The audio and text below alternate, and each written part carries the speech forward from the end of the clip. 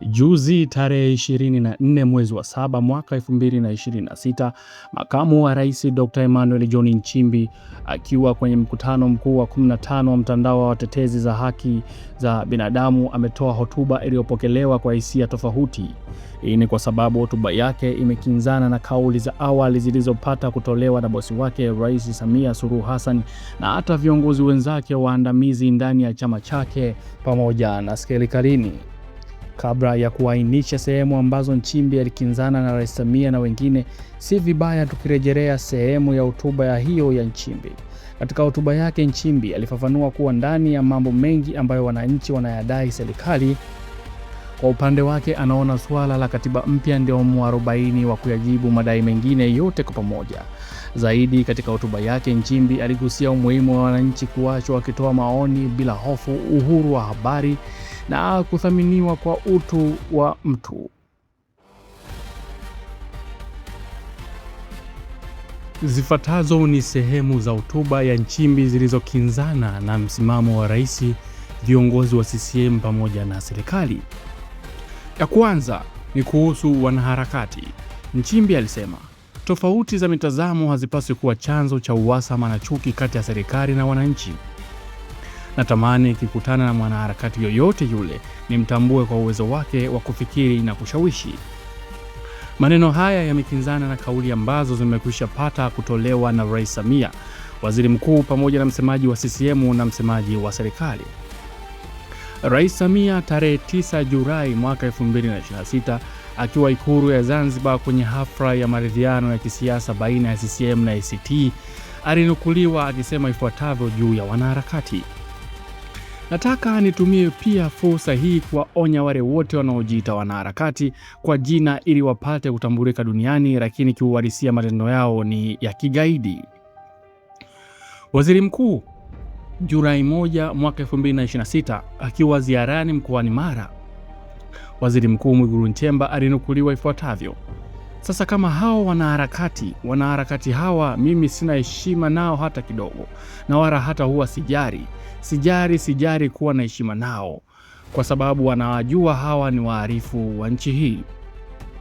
Ukija kwa msemaji wa CCM ambaye ni Kenan Kiongozi, naye alinukuliwa akisema kuwa Chadema wametoka kuwa chama cha siasa, sasa ni chama cha wanaharakati, wanaendeshwa na remote. Aliyasema hayo Juni 13 mwaka 2026. Ukija kwa msemaji wa serikali Gerson Msigwa, Mei 15 mwaka 2026 akiwa kwenye kituo cha redio Bongo FM, Msigwa alinukuliwa ifuatavyo: Tanzania sio nchi ambayo inatakiwa iamuliwe na wanaharakati namna ya kuendesha mambo yake. Nchimbi anawatambua wanaharakati kama watu wenye uwezo mzuri wa kufikiri na kushawishi.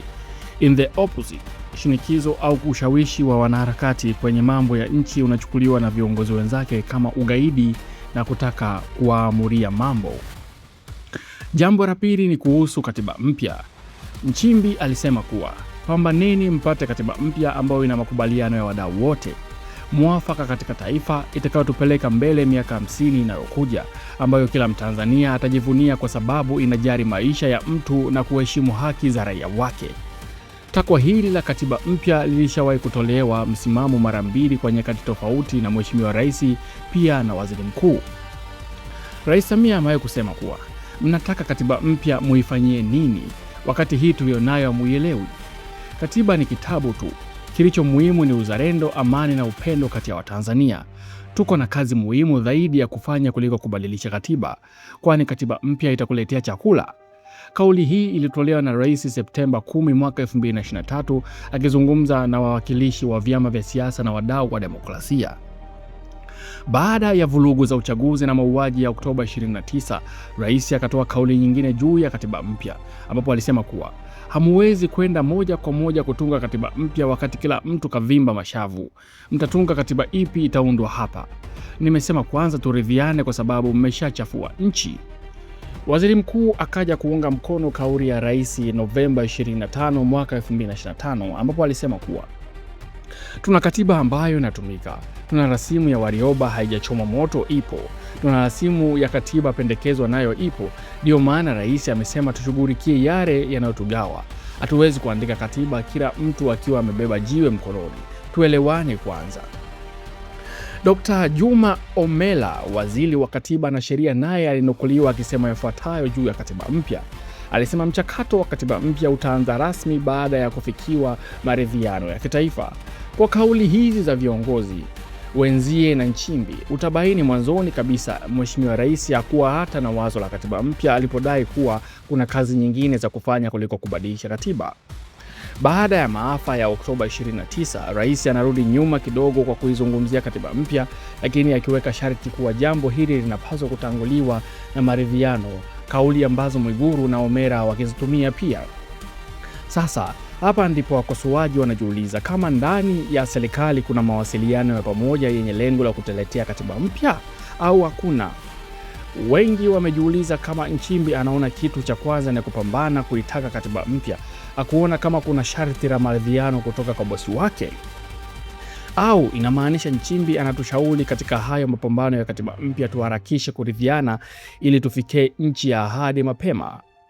Kama maridhiano ndio njia ya kufikia katiba mpya, je, serikali yake kwa upande wake imeandaa njia bora ya kufikia maridhiano wakati wakosoaji wa serikali wanaendelea kuitwa magaidi na kupewa kesi za ugaidi na uhaini? Baada ya hotuba ya Nchimbi, tayari ndani ya CCM wameshajitokeza watu wanaopingana naye hadharani, huku wengine wakimfananisha na muasi. Mwana CCM mmoja akifikia hatua ya kumtaka Nchimbi aachie kiti cha umakamu ama kwa hiari au kuondolewa, na mnukuu, "Walk away willingly or be forced out, your choice." Mwingine hakaoji, inawezekana vipi makamu ambaye ndio ameshiriki kuandika ilani ya CCM asilete katiba mpya, au makamu anacheza game na wanaharakati wampende? Maoni haya kutoka kwa watu huwa sijayapuuza kabisa hata kidogo, nikianza kuamini sasa kumeanza kuwa na wazo la aidha kumtaka vice president ang'atuke kwa hiari au abanduliwe, yani kuwa be impeached. Tulishawahi kuona hali kama hii punde tu marehemu Spika Job Ndugai alipotofautiana na mwenyekiti wake juu ya mikopo ya serikali. Spika aliishia kuondolewa na ikanong'ono kuwa hata ile barua ya kujiuzuru hakuwa ameidraft yeye mwenyewe. Lakini katiba inasemaje kuhusu ukomo wa kiti cha makamu wa rais? Ibara ya 52 ya Katiba ya Jamhuri ya Muungano wa Tanzania inasema kiti cha makamu wa rais kinaweza kukoma kwa sababu zifuatazo. Ya kwanza, ukiisha muda wake wa utumishi wa miaka 5. Ya pili, akifia madarakani, na ya tatu, akijiuzuru. Na ya nne, akiwa rais baada ya nafasi yake ya urais kuwa tupu, ambapo kama ilivyotokea kwa Rais Samia kwa Magufuli, au akikutwa na hatia jinai, au akiapishwa rais mwingine, na jambo lingine akiondolewa na bunge kwa kufuata masharti ya ibara ndogo ya 53 na ambayo nitaifafanua. Tukianza na masharti hapo juu, endapo Nchimbi hatajiuzuru au nafasi ya rais haitabaki tupu, kukutwa na hatia ya jinai au kupatikana rais mwingine, ndoto hii ya watu hawa itakuwa ni ya mchana. Bila hayo, nafasi ya Nchimbi itakoma baada ya kuisha muhula wa miaka 5. Sasa tuelekee ibara ndogo ya 3 katika ibara ya 50 ya Katiba ya Jamhuri ya Muungano. Ibara hii inaongelea jinsi ya kumng'atua rais au makamu wake. Ibara inasema kuwa bunge linaweza kuwa na mamlaka ya kumuondosha makamu wa rais kwa kuzingatia tu masharti yafuatayo. Jambo la kwanza, endapo rais atawasilisha kwa spika cheti cha daktari kinachothibitisha makamu hawezi kuendelea na majukumu yake kama makamu wa rais. Jambo la pili, endapo makamu atathibitika kufanya vitendo vinavyokiuka katiba na sheria za viongozi wa umma. Na jambo la tatu, amefanya matendo yanayokiuka misingi ya usajili wa vyama vya siasa. Jambo la nne, matendo yake binafsi yanaidhalilisha ofisi ya rais wa Jamhuri ya Muungano wa Tanzania. Kwa ibara hii ndogo, endapo makamu hataugua kiasi cha kuwa incapacitated kimwili na kiakili, hii inaweza kuwa ndoto ya mchana. Labda ilazimishwe kuwa kauli za makamu kukinzana na bosi wake inaweza kuwa sawa na kuizalilisha ofisi ya rais. Hatuombei haya yatokee kwa maslahi mapana ya Jamhuri ya Muungano wa Tanzania, lakini hizi kauli za Yuda, shetani, msaliti na kadhalika bila kukemewa hadharani zinatuweka sana lada. Sie yetu ni macho tu. Hayo ni maoni ya kigogo mmoja ambaye ameichambua vikali ya hotuba ya makamu wa rais Dr. Nchimbi kulingana na kauli zake alizozitoa hivi karibuni swala la katiba mpya na mambo ya wanaharakati ambayo chama chake cha CCM na baadhi ya viongozi wa juu wameongelea tofauti na yeye, ni kama wanapishana vile kwenye mawazo. Sasa watu wanajiuliza, je, huyu yuko pamoja na rais wake au yeye yuko kivyake? Je, wewe nini maoni yako kulingana na haya yanayoendelea hivi sasa? Tuachie hapo kwenye comment.